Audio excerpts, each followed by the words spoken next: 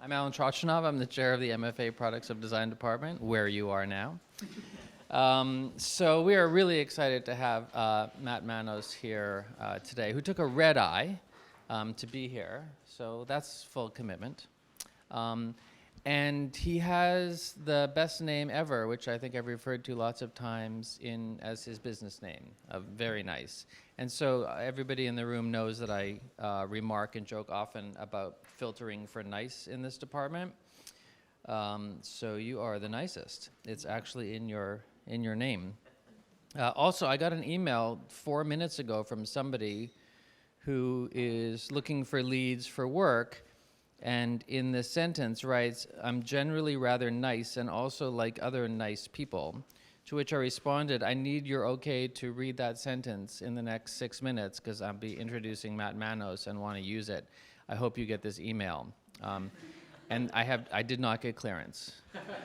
So that's anonymous. So there's that.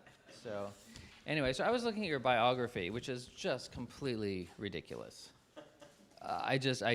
It's hard to believe that anybody, particularly with just the number of years you have under your belt, could have accomplished all this much. I like the fact that you're calling yourself a neo-philanthropist. Matt's worked with UNICEF and United Nations and Walt Disney Imagineering and Facebook and just all of these incredible organizations and brands. And then there's something else in here. Decks for parks I did not know about. I have a new interest in longboarding, so we're going to have to talk about that. Yeah.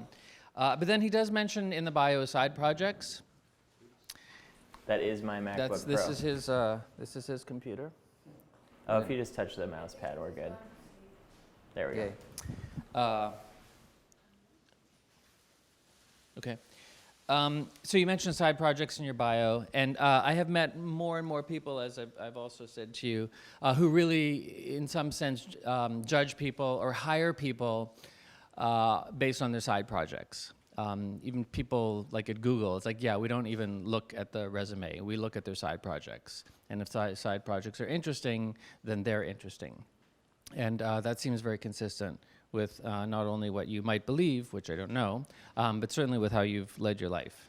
So that's pretty amazing. So this is a bit of a long introduction, but we're really excited to have you. So please welcome Matt Manos. All right, thanks so much. This is Kate, by the way. And my wife Kate's in the audience. She's crashing the talk. So we'll use this for Q&A.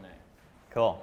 Well, thanks again so much for having me, and happy to be here. I was telling Alan right before, it kind of feels like I'm in somebody's home because of the kitchen, too, in the background, which makes this just so much nicer than talking in a regular old conference room as well.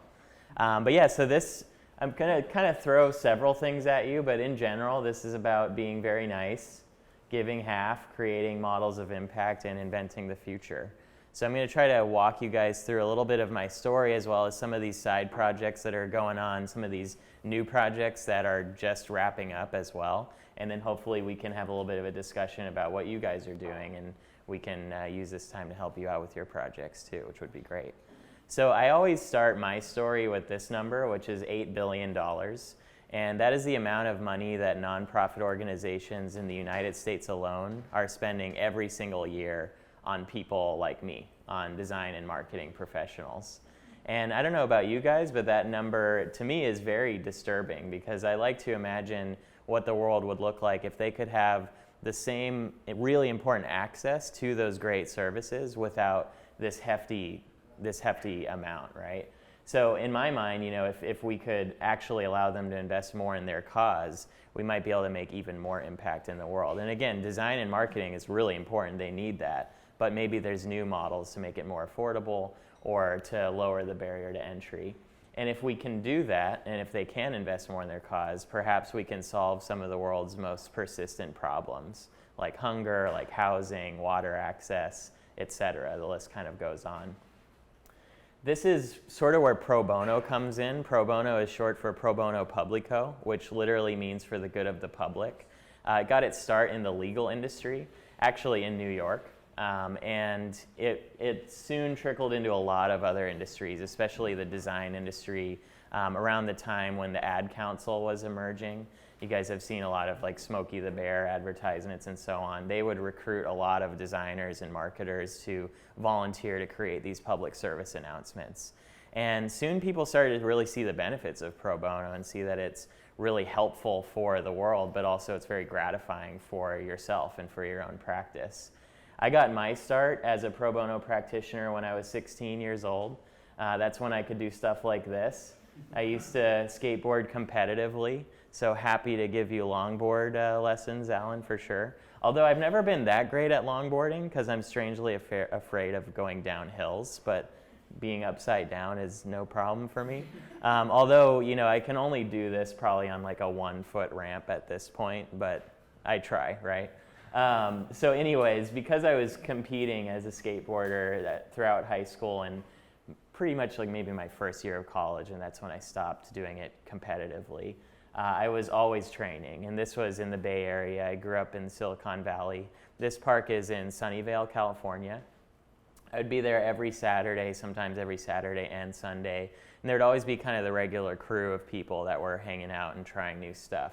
But there was one weekend where I saw a man in a wheelchair in the bowl actually do a flip over one of the channels.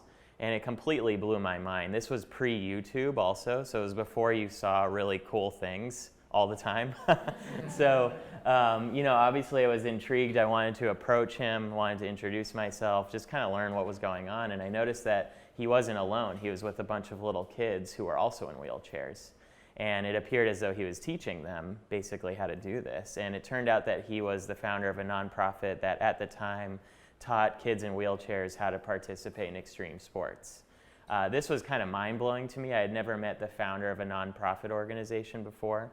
Growing up in the Silicon Valley, everyone and their mother literally is the founder of something. But I had never met the founder of a nonprofit. And that passion that really radiated from him was very inspiring to me. And I knew this was the kind of person, the kind of thing that I wanted to dedicate the rest of my life to.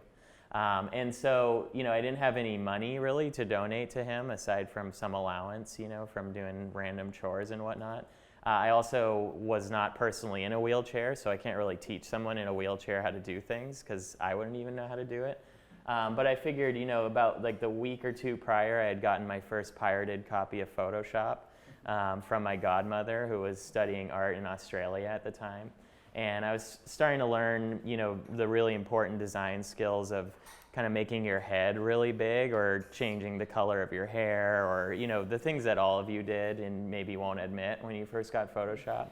I figured, you know, why not put these incredible skills to good use and offered to design him some stickers. And that became my first pro bono project before I knew what pro bono was. It was my dad that told me what pro bono was after I did that because he's a lawyer.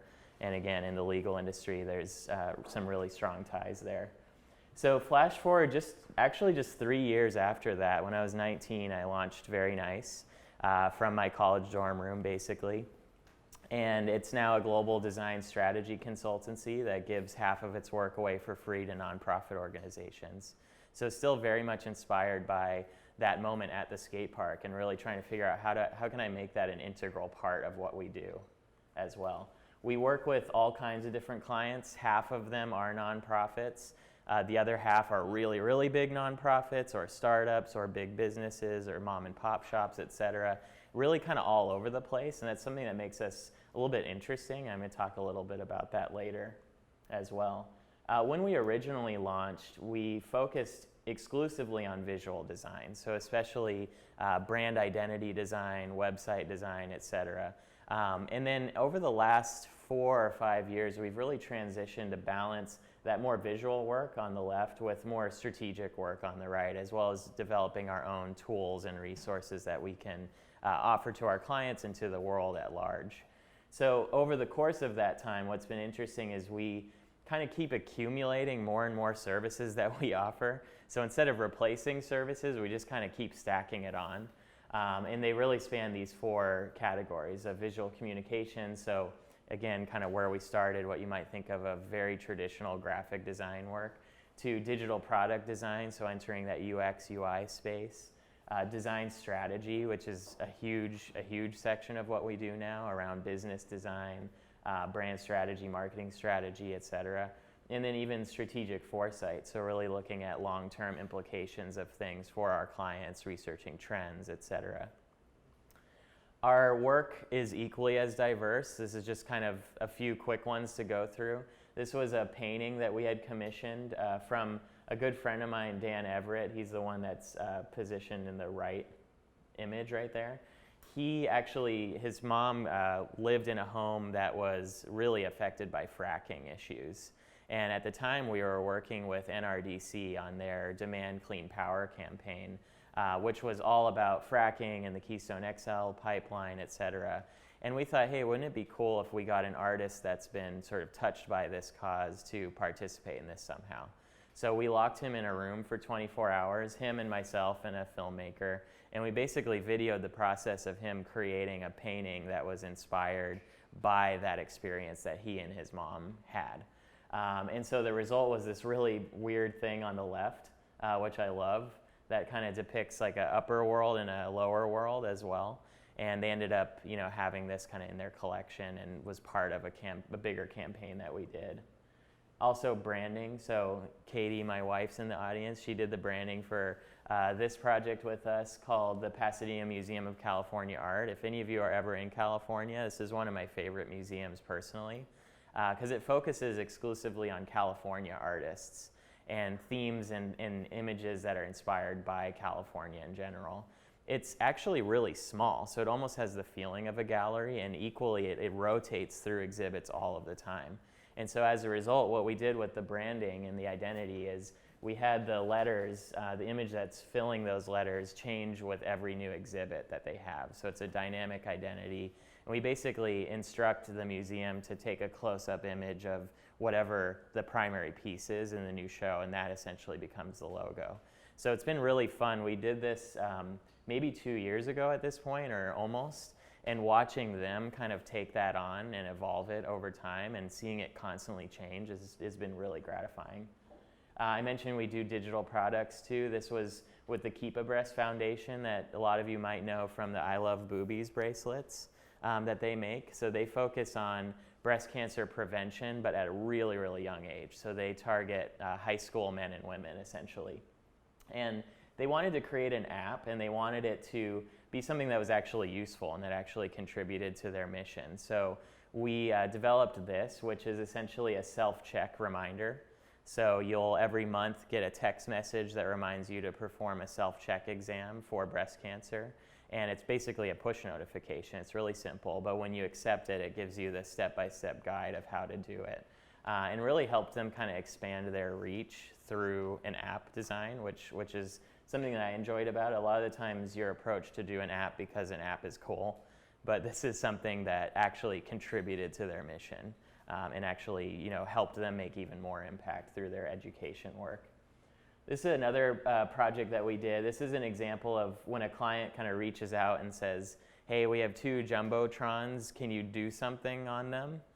You got to kind of grab that opportunity because you don't normally get that much lenience really. And this was with the Culver Center of the Arts. This museum is positioned directly across from the city of Riverside's City Hall. And Riverside is in Southern California. It's kind of eastern Southern California. And around this time, they were facing a lot of foreclosed homes, a lot of empty storefronts, et cetera. And there's just kind of this sense of what should we do, right? How can we kind of reimagine Riverside? And so that's the name of this project. Also around this time, I was living in Pasadena, and for years there was a McDonald's there, and that McDonald's got boarded up. And I remember I got really excited for a moment thinking, hey, is this going to actually be something new, like something different that's not McDonald's? And then after about a year of construction, they took the wood down and it was just a nicer McDonald's. And I remember thinking, whoa, what if what shows up on our streets could be democratized in some way? What if the communities could help pick what fills these storefronts when there's opportunities? So this tried to sort of imagine that potential future where people would tweet using the hashtag #ReimagineRiverside ideas of things they'd like to see in their community. and basically they would show up on these jumbotrons. What was nice about it being positioned directly across from City Hall is that kind of dialogue that was taking place. But also, what I loved is that some of the ideas that were submitted were really kind of emotional and serious, and others were just really playful, you know? And so it had this really human vibe to it in the sense of that participation, which made it so special. We also launched a Civic Innovation Fellowship position with the City of Los Angeles. And the big goal with that, like some of you might know, LA and a lot of cities, they have these open data initiatives where they're trying to make government data more accessible to entrepreneurs or to anybody. And the big problem with that is it tends to look like endless Excel sheets. So it's really hard to be relatable. And one way that we thought it could go and what this fellowship position did was basically trying to geomap that data to at least make it relatable to us and literally where we are in our community. So that went on for about a year, and the fellow made maybe 20 or 30 of these different diagrams, which was a really, really awesome experience for them. We also still, like I mentioned, do more traditional graphic design work. So this is some editorial design and infographic design for the Downtown Women's Center, which is in Skid Row in downtown Los Angeles. Some of our team went with the Downtown Women's Center to survey basically the homeless women living there on what their needs are. And this publication is really great because it's shared with all organizations that are supporting this cause. So it becomes a resource for everybody to kind of share in, and design and visual communication became a really great way to make that very tangible for people. Decks for Parks, you mentioned that. That was a side project of mine. I wanted to start a skateboard company that gave half of its proceeds to help build skate parks. So we made this as a prototype, and there was a skateboard shop in San Francisco that ended up adopting it and selling it for a while to raise some money with it as well. What I like about this project is it was something I really wanted to do, but then ultimately realized I couldn't kind of manage that. And so instead of giving up, you know, trying to find somebody that would be interested in it became a really good path for this so that it could actually live on as well. We do a lot of workshops. This is one where I'm popping a balloon. Another recent project that was really fun. This was a collaboration with Google, where we worked with them to rebrand and do some product development for an app called Billion Acts. This was short for 1 billion acts of peace. And essentially it's a portal for people to find opportunities to just do nice things in their community, to commit some kinds of acts of peace. That can be as big as housing a homeless person, or it could be as small as picking up some trash. But these acts of peace are logged here. And Peace Jam, who's the organization that runs it, they've actually been nominated for multiple Nobel Peace Prize because of the projects they do. And this was one of those that sparked a nomination. So being a part of something, you know, that could have that kind of recognition was really, really amazing. So all of this work and more, actually as of this week, we finished 1,000 pro bono projects. So it's a huge milestone for us. And all of that has totaled up to a gift of over $6 million worth of services since we've launched. And this is a number that I'm really proud of. You know, it's a lot more than I ever thought we would be able to do, and it's still growing, right? But it's really not enough. And what I mean by that, when you compare it to that $8 billion figure that I shared at the very beginning, that's something that's spent every single year, right? And our 6.25, it took us almost a decade to do that. And so clearly something's not adding up, right? We are not going to be able to alone tackle this issue. If our mission is to help nonprofit organizations save valuable resources so they can invest more in their cause, we kind of can't do this on our own anymore. And so this realization came around 2012, I think right when I had met you, Alan, as well. And at first it was a little bit of a point of depression, and then it was a really cool opportunity because I realized, well, what we have to do is make our model go from something that's unique to something that's standard. And that sparked an interest in actually open sourcing verynice's business model, our give half model. That started with a lot of kind of sketches, illustrations, writing, and then it ended up in a book that's in its second edition. now called How to Give Half of Your Work Away for Free, and it's essentially our business plan and our business model, open for anybody to download at any price that they want, or to purchase the hard copy as well. So this is obviously a dog-friendly book also. That's my dog Charlie. Perfect kind of like tongue moment right there for that photo capture as well. And what I spend a lot of my time doing, kind of like I'm doing right now, is going around talking to people and tricking them into doing pro bono work, basically, and telling them that pro bono is awesome, and spreading this kind of message. And the result has been that thousands of practitioners now are giving their work away for free, inspired by these tools that we've created. And there's even some that are giving half as well, which is really kind of a bar that we tried to set. But we're surprised that about a dozen or so of these give half companies now exist all around the globe. So why are they doing this? It turns out that there are benefits to pro bono work. Some of these I found sort of along the way by accident, and some of which you might actually read about. There's been more and more studies around this lately. One is karma, of course. So that's one scientific benefit of pro bono. If you help people out, that the universe will hopefully help you out, right? Another that's a little bit more strategic is networking. Something that really surprised me is the majority of the nonprofits we're working with, they either have no paid staff, so everyone's volunteer, or they have very, very few. And that means that they all have day jobs elsewhere. And so those day jobs have become referrals for us. That's actually been a big source for a lot of our paid work, because you're working with somebody, you're proving that you're good at what you do, they're going to want to work with you in this other context as well. Another opportunity with networking with some of the bigger organizations that we work with, a lot of their board of directors are CEOs at really big companies, and that's how we get our foot in the door with a lot of the kind of bigger brands that we work with. That's how we got hooked up with Disney Imagineering, actually, was through helping a nonprofit that the person that was working at Imagineering was on the board of. So these connections are really, really helpful, and it's a good way to kind of spread the good vibes and help each other out as well. A third one is education. I mentioned that we kind of went from this visual design space to this more design strategy space. That really was only possible because we asked various nonprofits if we could try stuff with them, right? No risk because we weren't charging them. The risk was entirely on us because they might choose not to use it. But all of a sudden we were accumulating the proof that we could write a business plan or create an app, or anything that we wanted to do but we didn't really have that proof or that client list behind. We all of a sudden were able to equip ourselves with. So that's been really, really helpful. So this is progress. People are out there, they're doing pro bono work. We're doing great. That's awesome. But it really is just the beginning, right? And what I mean by that, with Give Half, what's kind of interesting, the moment we open sourced it, we really did go from unique to not standard yet, but unique to less unique.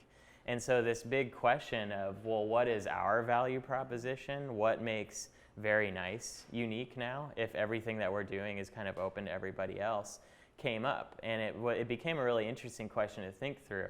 And we started to try to think, okay, well, how is it that we are, not just another design studio, right? There's probably hundreds of thousands of them. And what we realized is this give half model gave us a really unique position where we had feet kind of equally in the private and the social sector. And so as a result, we're able to really take some best practices from one sector and introduce it to another and vice versa. And also had a really good sense of the trends that were happening in both of those sectors, which became something that was one of our real true values to the people that we work with. And so Give Half, was one of those models. But really what we realize is it's kind of one of potentially hundreds of models that are out there that we could share with people, that we could open up to people, et cetera.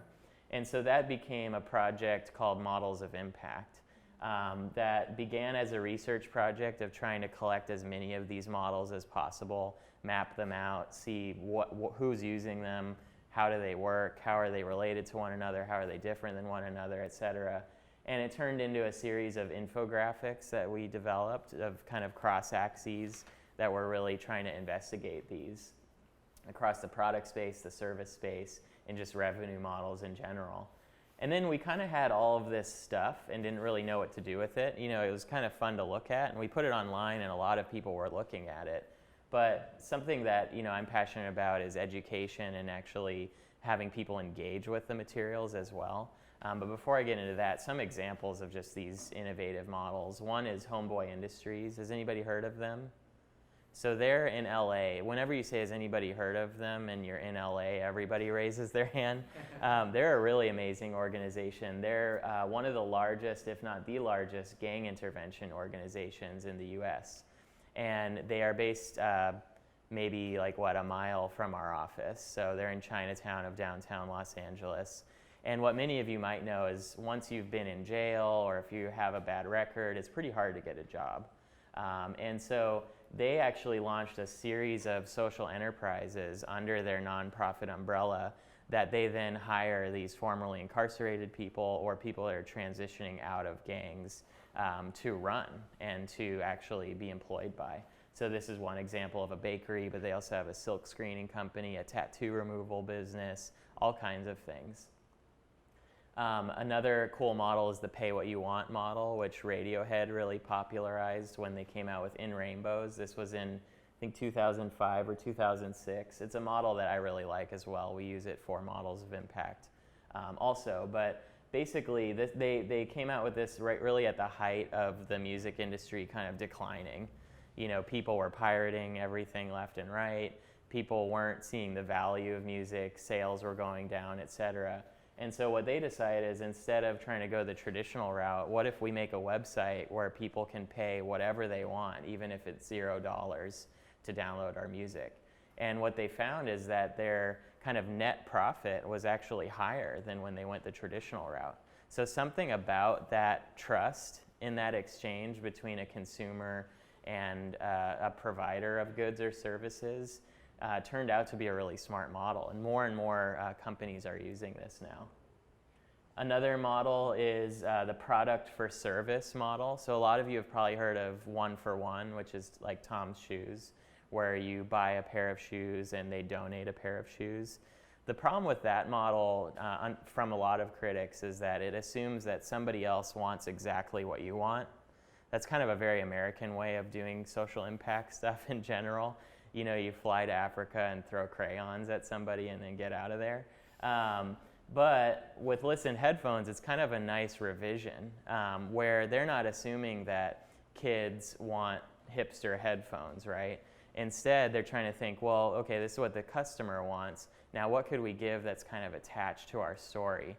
And in their case, they donate hearing aids for every pair of headphones that are purchased. So it's a really beautiful connection between music and what they found in their field research was actually a need in the communities that they wanted to help. So it's called product for service. It's when a product enables a service. This is another kind of trending startup right now. They're called Meathead Movers. And basically, they are student athletes that get hired to move your stuff when you're moving. So they're really good at picking things up and moving them places. But they were thinking, well, what kind of impact could we create? And kind of like Listen headphones, what kind of impact could we create, but that is really playing to our core competency? And in this case, it's the ability to move things, right? So they actually do a small percentage of their moves for free for victims of domestic violence. So really, again, really kind of emotional, give back program that they have that really plays to their strengths. So it feels very authentic as well. You all have heard of the sharing economy, obviously, but this is kind of a funny magazine cover. Strangers crashed my car, ate my food, and wore my pants. Tales from the sharing economy. This is arguably one of the biggest new impact models of our generation, at least. And the reason is because it's enabling a couple of things with all of the controversies that it's brought. One is this kind of gig economy and really growing that freelance workforce and allowing people to take on really kind of micro gigs that can support them while they pursue other things like maybe music or the arts or whatever it might be. The other is the real impact of promoting a lifestyle where we all own less stuff. which things like owning cars, it's not really part of the New York culture necessarily, but in LA, this is already having a pretty profound impact. And the decrease in DUI-related accidents as well because of this. So it's really something to kind of keep an eye out for. It's growing like crazy. So like I mentioned, we collected all this stuff. We ended up writing up a glossary that defined over 100 of these models, put it online, et cetera, and started just to be interested, well, how can people engage with it in a workshop kind of setting? So we started prototyping that. And eventually came to a toolkit, really a curriculum that we were happy with, that we were willing to kind of put online and share with people to have them download and use in the classroom or at work or wherever it might be. And it's being used in 75 countries, so all over the place. People are doing these models of impact workshops to develop their own business model ideas, kind of like those ones that I showed you.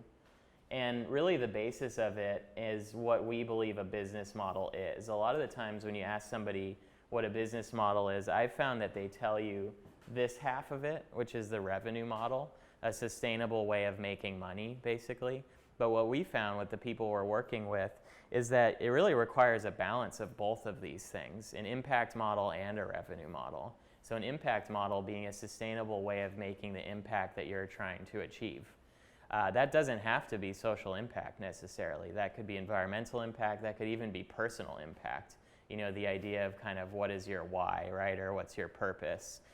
Balancing those two things, we found, results in a great business model. The toolkit itself has 4 different steps: learn, invent, program, and report. And basically takes you through an educational process of just what models are out there, then how can you make something new, and then how can you actually kind of plan that new thing, and then report, how can you get feedback on it. That's a very basic gist of it. But what makes it really fun to me is the invent phase, and that's because in the invent phase, randomization is really critical to our process. So much so that we actually use dice. We use polyhedral dice like you would find in Dungeons and Dragons or anything like that. And it sounds kind of crazy, but it really works. The reason why randomization is great, especially with business models and especially with creative people, is these are things that are kind of scary, right? Like designing a business model, it's kind of scary or it's kind of boring. And the moment that you are facing something that's kind of scary or boring, you go to the first thing you've heard of. But by doing so, you might have missed out on hundreds of other opportunities. So when you randomize it, you kind of have no choice. You roll the dice and you have to go with that combination of impact model, revenue model, or other factors in general that kind of get thrown into the mix. And you just have to play it out and see what would happen. So that's where we've seen some success with it. To give you guys just kind of a quick example, if I were to have a 6-sided die right now, I would roll that die 3 times, and that would give me 1 item from each of these 3 lists. The other factors are, in this case, just things that interest me in general. But the impact models and revenue models are taken straight from our glossary.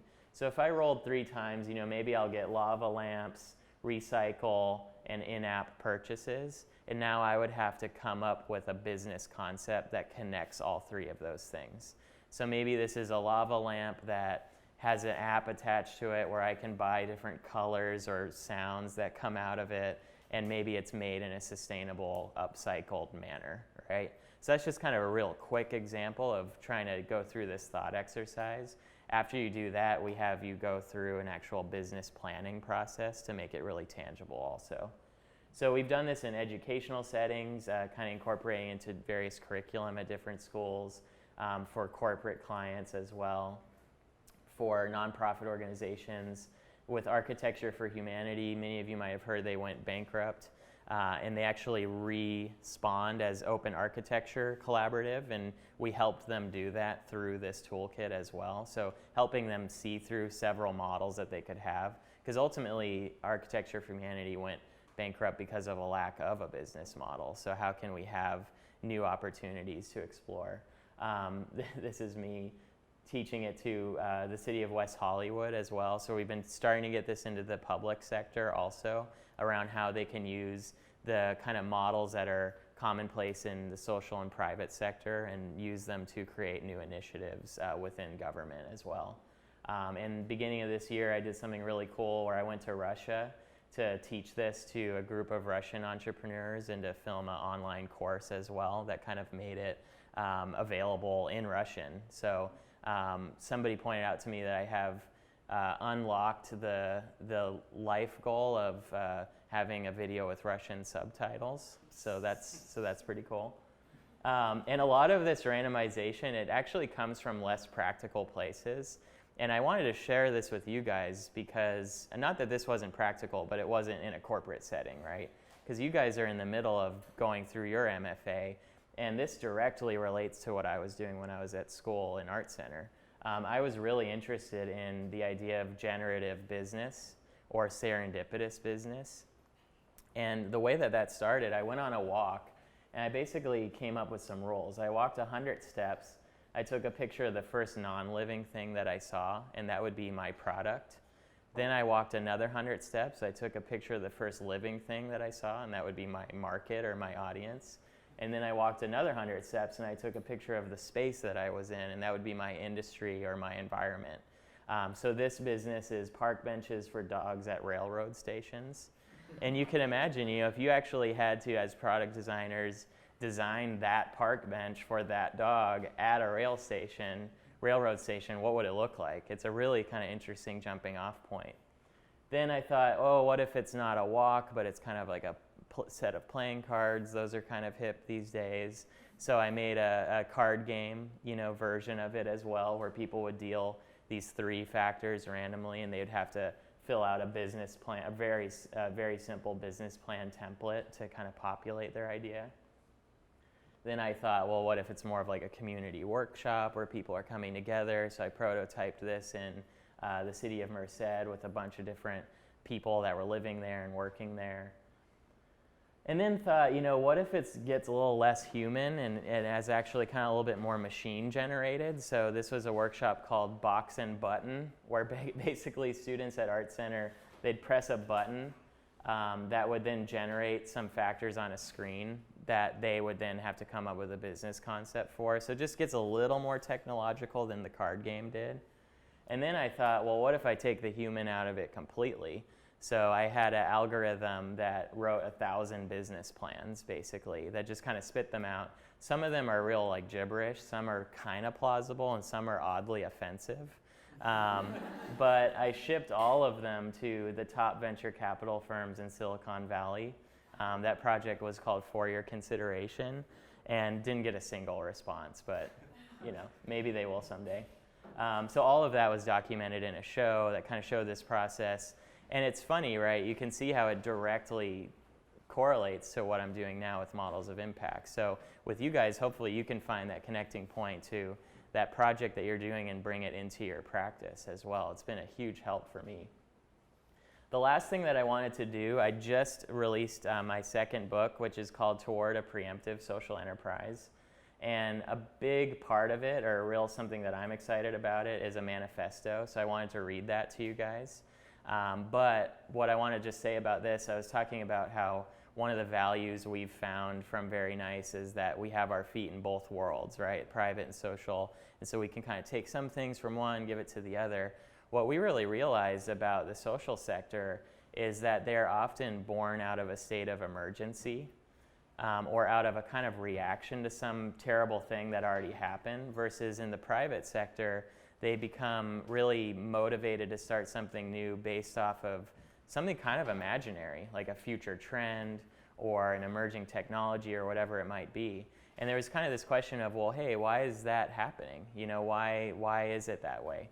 Could we teach the social sector some of those kind of strategic foresight tools to get them to be more preemptive, and what would that actually allow us? So I'm going to read it, and hopefully you guys like it. It's the first time I've ever read it out loud to people. So Toward a Preemptive Social Enterprise.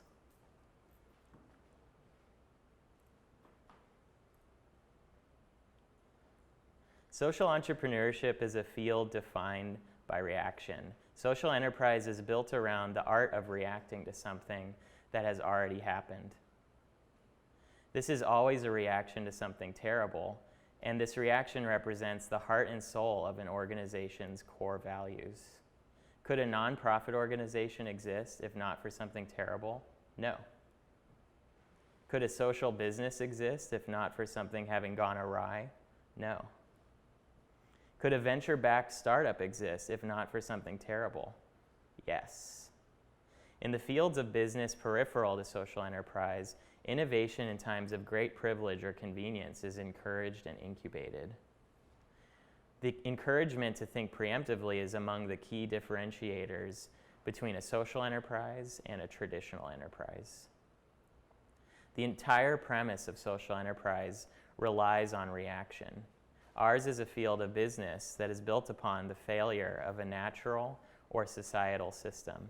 Ours is not a field that profits from the contemplation of the signals of failures that have yet to exist. Social entrepreneurs are inspired into action by the trauma of the present, and innovation is only born out of an existing state of emergency. Social entrepreneurs perceive trauma as permission to innovate. This is not a responsible assumption. By relying on trauma to be our leading incubation tactic for new social enterprises, we are distracting our industry from its unique potential to go far beyond the opportunity of yesterday's catastrophe. While profit-minded enterprise finds success on the basis of balancing reaction and preemption, the conscious-minded enterprise misses out by exclusively investing its energy into the art of reaction. Reaction is necessary, but reaction can no longer be revered as the holy grail or singular expectation of the new social entrepreneur. Social enterprise has failed to encourage a discipline that can deviate from the trauma of the present, and these strict expectations have failed to encourage a diverse set of theories and initiatives centered around a trauma that has yet to exist. The new social entrepreneur must also be preemptive.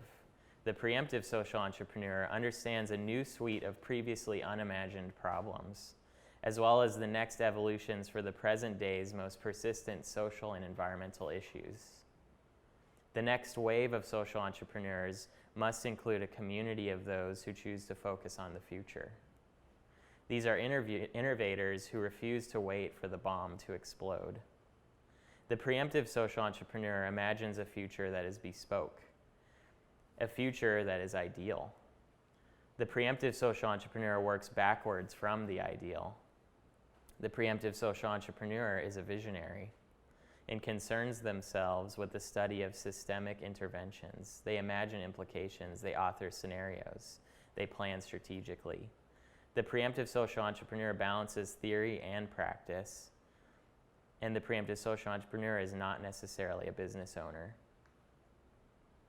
We mustn't all focus on cleaning beaches. We mustn't all focus on feeding the poor. We mustn't all focus on housing the homeless. We mustn't all focus on curing diseases. We mustn't all focus on donating goods and services. The old social entrepreneur is fueled by this kind of reaction. Of course, social entrepreneurs must be engaged with the trauma of the present, but the preemptive social entrepreneur must also consider the trauma of the future. The new social entrepreneur will strike a balance between reaction and preemption, and the new social entrepreneur asks, what if? The new social entrepreneur is a facilitator of change. The next generation of social enterprise must welcome the preemptive social entrepreneur. The preemptive social entrepreneur is the new social entrepreneur. Preemption and reaction, preemptive and reactive, reaction to the preemption. Welcome the new social entrepreneur. We need you. We're glad you're here.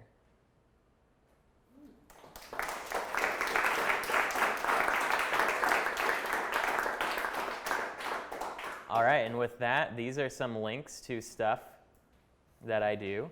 I'd be happy to take questions, and the first 3 people that ask questions get a copy of the new book.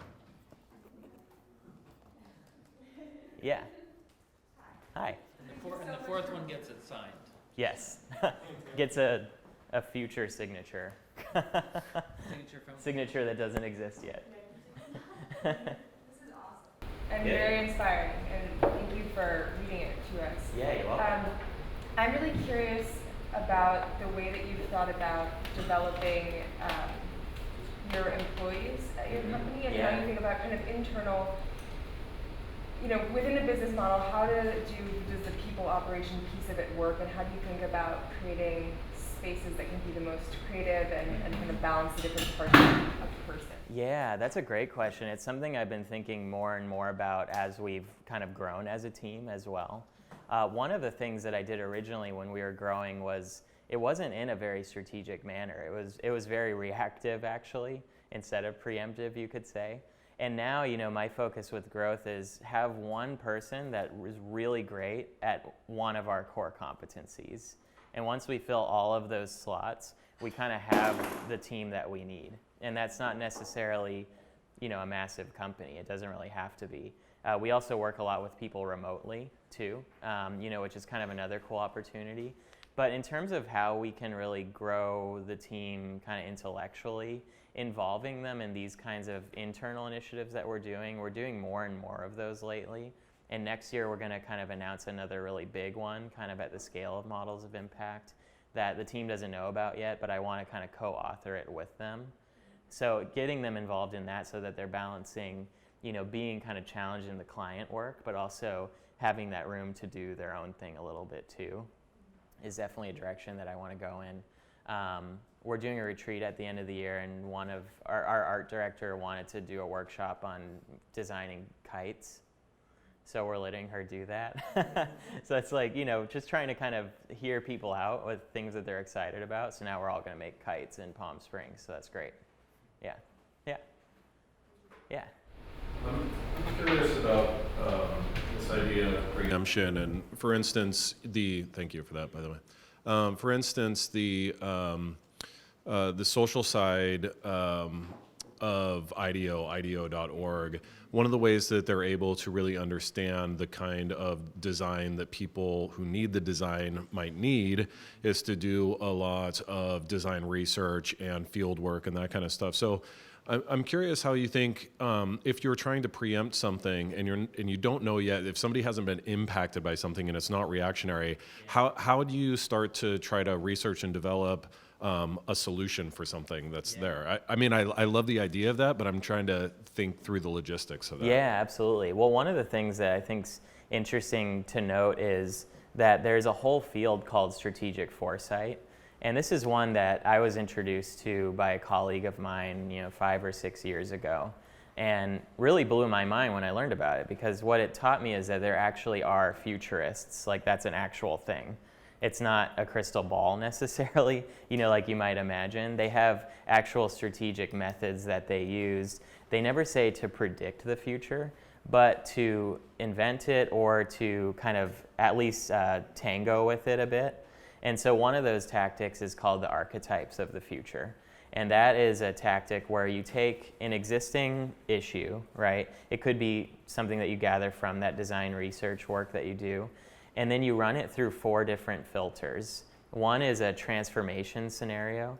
So that's a scenario of the future where you can imagine like the Jetsons, like everything's going great. We've got everything socially, economically, politically, and whatnot. So what does your idea look like under that scenario? Then you run it through one called growth, where it's positive, but it's not transformational, right? But things are still possible. Things are growing. There's some kind of steady growth. It's not like a huge spike. And then there's the 2 that are sometimes fun and sad. One is collapse, which is that kind of apocalyptic scene. So what happens to your idea when all of A, B, C, D, E, F goes wrong? And then there's constraint, where that's the 4th archetype, where literally nothing changes. So you have to be incredibly resourceful. So that's just one of a ton of different tactics that are out there. And again, the goal of a preemptive entrepreneur, from my perspective, wouldn't be to tell the future or to predict it, but to just create the space for a conversation about that. Because very often nonprofits, they're kind of running on a treadmill because of funding issues or whatever it might be. And so they're not reserving the time to think about this, mainly because they think that it's a huge project, but it's actually just a thought exercise at the bare minimum. And so that's kind of what I'm hoping to spark in some people. Yeah. First of all, thank you. Oh, thanks. Yeah. Thank you for coming and talking to us. It's really refreshing to get this perspective. I am wondering about how do you strike the balance of the value of pro bono work, which, I mean, I'm convinced that this is worth doing. I tricked you. You Nice. didn't have to trick me. I was there already. But I will say that, like, something that I think about a lot, I come from a background in theater, and I Yeah. have a lot of friends who work in like the NGO sector. And I think that there's an expectation that when people are doing something that they care deeply about Yeah. and feel is important, that they don't need to get paid. Yeah. And yeah, so the question's in there somewhere. Yeah, like, yeah. you know, like How do you maintain your yeah, sense like- of value? Well, and how do you maintain your, you know, you need money to live. So how does that balance with like getting paid Yeah. and being able to even continue to do the work, or like not getting burnt out because you're taking on so many projects to Yeah. sustain the pro bono work? Yeah, totally. So I have a couple answers. One, I think, is around the value, because this is something that we figured out that really worked for us. Because originally we were taking on pro bono work and doing it, and then, you know, all of the bad things that you hear about pro bono were happening to us. Like, a project went on for 2 years and we couldn't like break up with it, right? The scope went crazy, all of that kind of stuff. And then what I realized is, hey, you know, with our paid clients, that doesn't happen. How come? Oh, it's because we have an agreement. And so we came up with this idea of having pro bono agreements where there's no money, right? It says $0. Or if it's a partial pro bono, it says what the market rate would be and shows the discount. And then it lists out the scope and the time frame, and both parties sign that.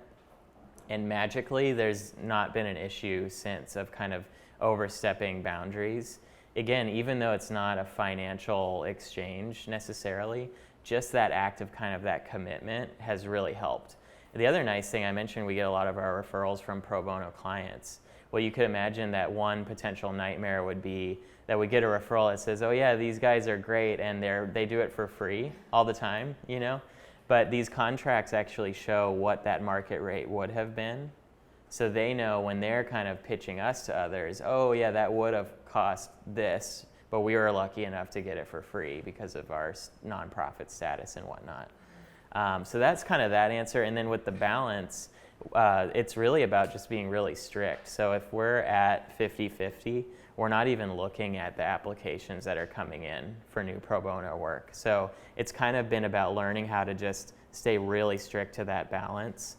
And in terms of having more bandwidth to be able to cover all of that, really opening up our doors to volunteers to help us out. Something I didn't mention, we have almost 500 volunteers that we team up with all over the place when we're kind of low on resources, because we have a small team. We fluctuate probably between like 12 and 15 people. So it's not a huge company, but we tap into this network to help us out, you know, on a kind of per project basis, which has helped us be able to afford that pro bono work as well. Yeah, yeah, yeah. Thank you. I was wondering about the question of like measuring impact, because I took the class in my undergrad called social entrepreneurship, and the question always came up was like, how are we measuring the impact of like the models that you're creating? Yeah. And like, is there a way you actually approach that? Yeah, so that's a real hot topic for sure. And I would say no one really knows exactly how to do it right yet. You know, I think everybody's still trying to figure it out, because this is a field that's still pretty new relatively now. But what I've found is a lot of times the impact measurement, it's easy to accidentally just do that for yourself. So what I mean by that is like for your marketing purposes. Like, it'd be easy for us to just say, hey, look, you know, we did 1,000 projects and it's worth over $6 million, and that's where we stop with measuring. But you have to remember that the measurement's not just for you, it's also for the client. And so one of the things that we started doing whenever we would offer a client a pro bono service, we would ask them, what did saving that money allow you to do? A lot of the times that doesn't work, because in some cases it allowed them to do nothing since there was just no money whatsoever. But in some cases, it did. You know, like we worked with 826 Los Angeles. They're kind of a national organization, and they told us, you know, they were able to do X amount more tutoring sessions and X amount more books because of the work we did. Because they had that budgeted, and then they all of a sudden didn't have to pay for it, so they actually could move their money around. So we hear things like that, and trying to get that feedback from clients has been the best thing that I've found. And for us, you know, I keep a log of what causes we're serving the most, so that I know like what are we really kind of high on, what are we low on. So right now, healthcare and education are our two biggest, and the environment's one of our lowest.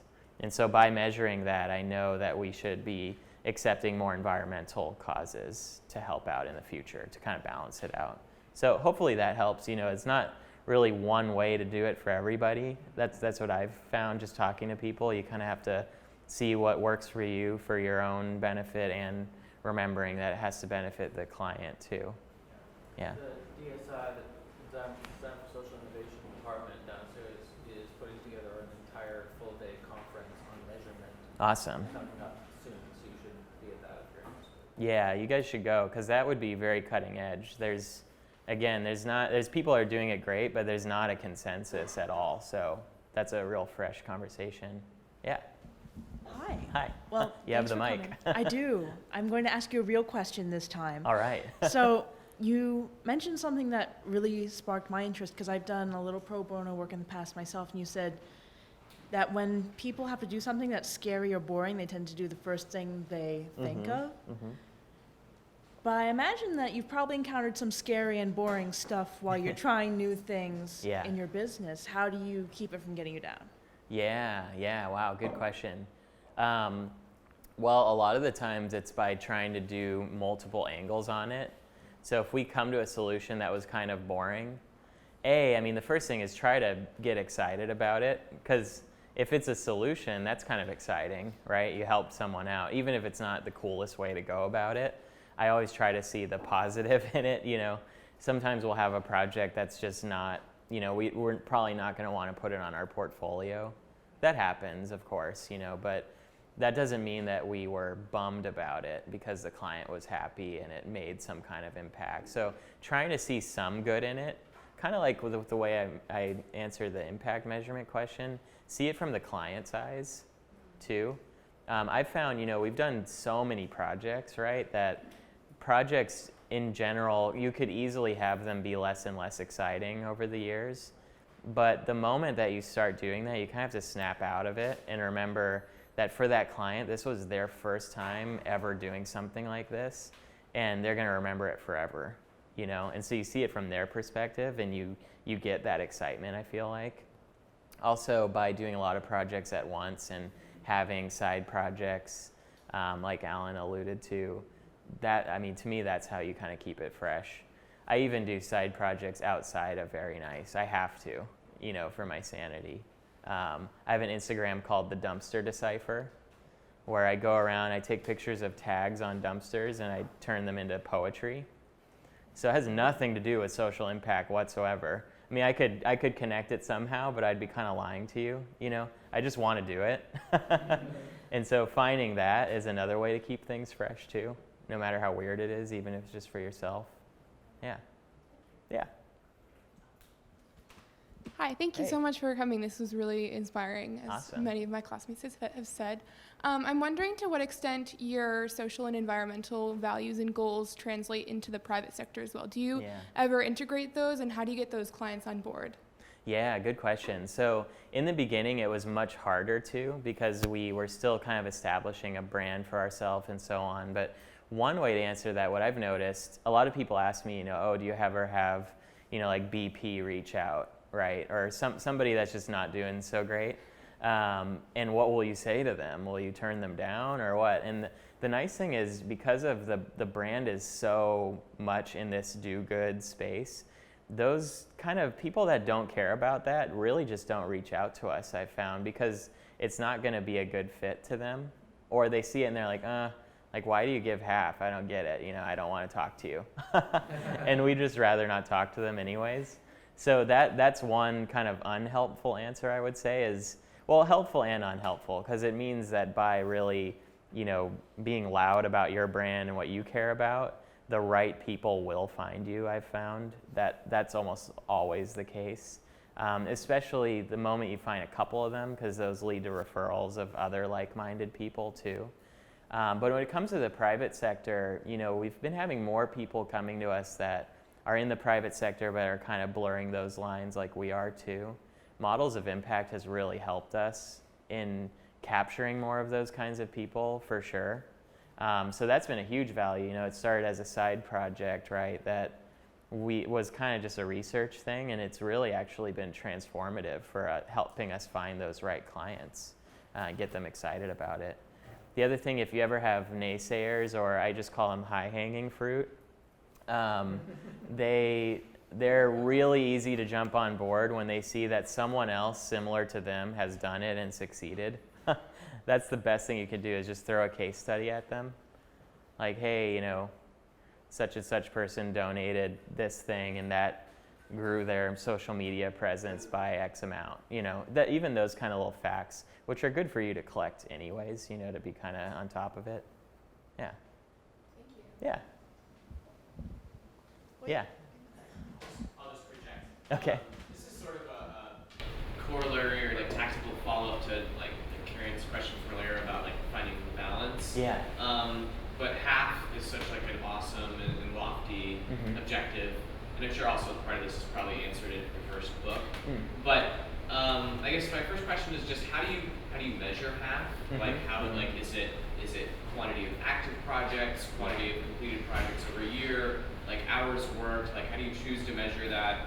And maybe what are the challenges associated with that? And then I guess you partially answered, but how do you seek that balance, and how do you make that work? Yeah. So in terms of how we're measuring it, it's funny because it could be in a lot of ways. You mentioned several of them, right? For us, it's never been based on a backlog. It's always been based off of right now at this exact moment, and we don't measure it necessarily by. I don't know if we don't necessarily measure it by time either. Just literally by project. And so as a result, some projects they're done in a week, some they're done in a few years. And I have a Trello board. I don't know if you guys have used that, but it's just kind of like a glorified to-do list. And I have one list of the pro bono ones, one list of the for-profit ones, and that's how I monitor it, to be honest. So it's always at that exact moment. An easier way to go about it would be a historical balance of 50-50. That would be easier. It's pretty aggressive to say at any given moment we're giving half, but that's just kind of the bar that we set for ourselves, and we make it work a lot of the times because of these volunteers that we get involved in it. So you can imagine, it gives a small company the bandwidth of kind of a big company, if need be, or by scheduling the projects in the right way. The pro bono projects tend to have a little bit more leniency on due date. We have the contract, so we commit to it, but they tend to not say, oh, we need it yesterday, like everybody else does. So hopefully that answers that a little bit. Yeah. Yeah. I think I would like to contradict a little bit. Are you really balancing, or is this just the way you're living your life? I mean, you said it yourself, one of the goals is to normalize this.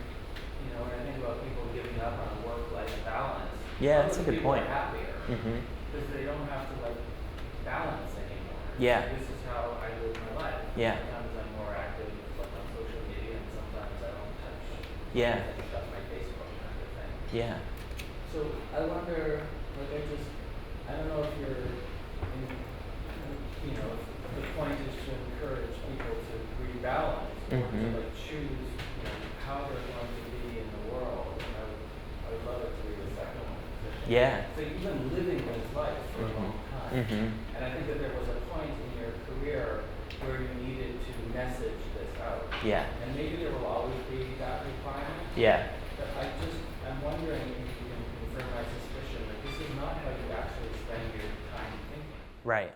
So No, yeah. you've chosen. You're right. Well, what's interesting is we literally balance it because of having that public commitment, basically. But I think, like you said, it really is just a way of living, And what I realized pretty quickly, yeah, give as much as you take, or even as much as you can in some cases. I used to be a lot more kind of harsh in my perspective, saying, oh, everybody has to give half, you know, but now it's a little bit more around the lines of everybody should set the bar that they think they can reach, but it just should be a priority. Why we landed on 50% was mainly symbolically, because the moment that you do something more with more than half of your time, it's all of a sudden not an extracurricular activity. It's really integrated into your life, like you said. And so setting that bar has been helpful in maybe finding that way of life, and it might not be necessary to measure it forever. It's possible. Yeah, I like that a lot. Yeah. I know that AIGA for a long time on their job board has also listed pro bono work and has, you know, a couple of sentences about the benefits of pro bono work, especially for people starting out. And I'm wondering, since you have an overflow of clients that tend to want the pro bono work, and you seem to be more articulate in your benefits of pro bono work, if you have, or if you thought of considering pairing up with them, because they're such a major funnel and have cast such a wide net with people. Yeah. If you thought about putting some effort in there to help disperse the work that comes to you. Well, you know, I've never thought about it in terms of the job board. It might be because of being worried about who ends up taking it on. Will they do a good job or not? Will it kind of seem like it's my fault almost? That might be the honest answer. But one way I have worked with AIGA, I'm on the board of the LA chapter, and I helped bring the Design for Good initiative there, and we do kind of mini pro bono hackathons. Those are real event-based, you know, not very long-term, right? Some of them are 24 hours, some of them are 3 hours, more like strategy sessions.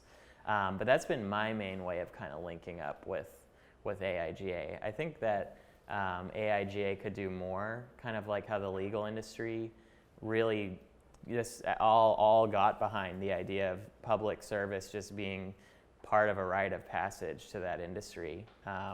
I've written about that before with not so much response, you know, but the idea that every designer should do some pro bono work to kind of have a rite of passage into the industry. I love that idea. Not everybody likes that idea though. Yeah. But yeah, AIGA is doing really cool things around Design for Good. The former White House creative director, Ashley, is doing a bunch of stuff with diversity and inclusion or racial justice issues or anything like that. So if you're interested in that, I mean, it seems to be keep on developing. New York's obviously the biggest chapter too, so you guys have all kinds of stuff at your fingertips, which is cool.